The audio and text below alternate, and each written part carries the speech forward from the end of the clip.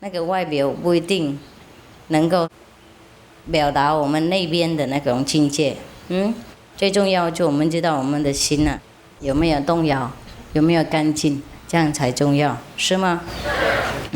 所以老子在这边才说，太白的时候看起来好像有一点模糊，太有道德的人看起来好像有缺小，所以不一定有道德的人我们看得出来。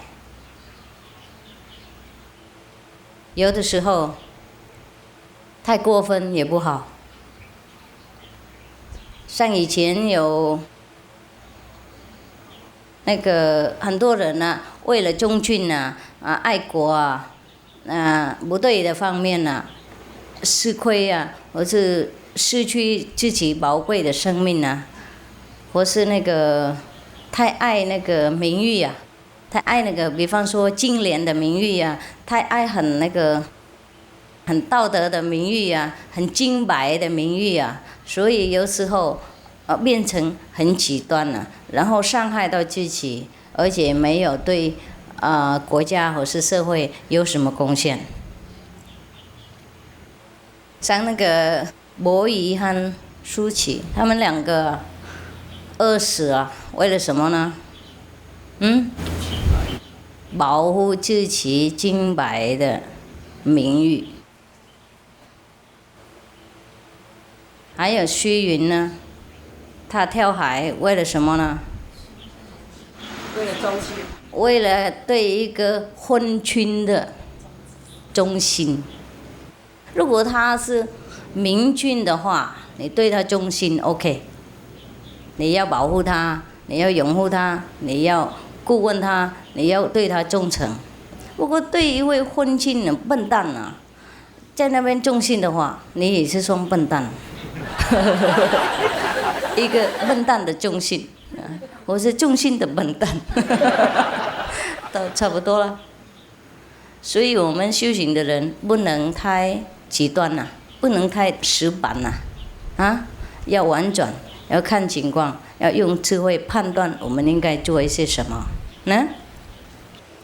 有时候因为太爱名誉啊，然后自己做的一些道德方面，或是一种生活的方式，也不是算修行的人，也不是算有智慧的人。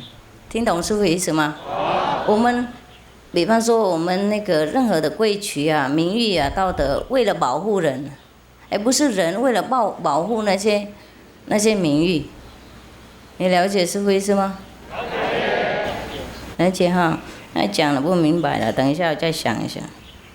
很多人呢、都赞叹那些忠君啊，什么爱国啊，像伯夷啊、叔齐啊、虚云那些，我觉得他们不够好，他们没有智慧，不应该伤害到自己。如果不需要的话，因为整个社会不是只有一个国王，整个国家不是只有一位昏君。我们不应该把它当目标，给我们生活靠，大概太看重自己才这样子。昏君他不听的话，那我们就不用跟他有时候也可以假装跟着他，就跟他一样，等一下给他感化，或是默默的做事，不要亮出来。当一个很有道德的人，谁受得了你？国王名誉不好，然后你名誉这么好，他喜欢你吗？他会听你吗？他会饶你吗？即使他饶你，他也不会让你在旁边。他让你在旁边，他也不会听你，是吗？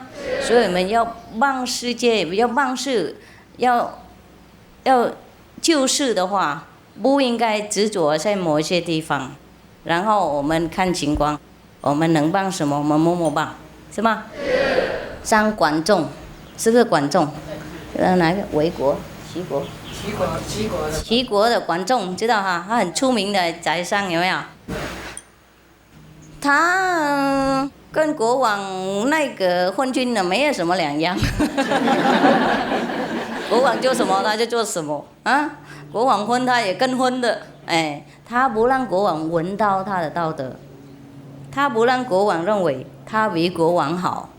不过因为这样子，他才能够治国平天下，他才能够帮忙那个昏君呢，连那个昏君他也用得着，给他帮忙他的国民，因为国民才重要，不是国王重要。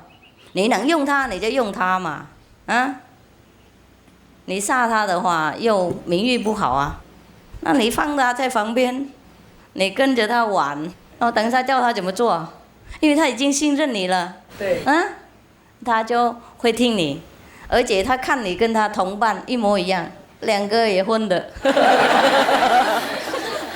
他不啊，算是知己，算是知己知心的朋友，对呀、很类似啊，懂不懂？嗯。Ngày trở về lúa ngô thi nhau hát đùa trước ngõ gió mát trăng thanh. Ôi ngày trở về có anh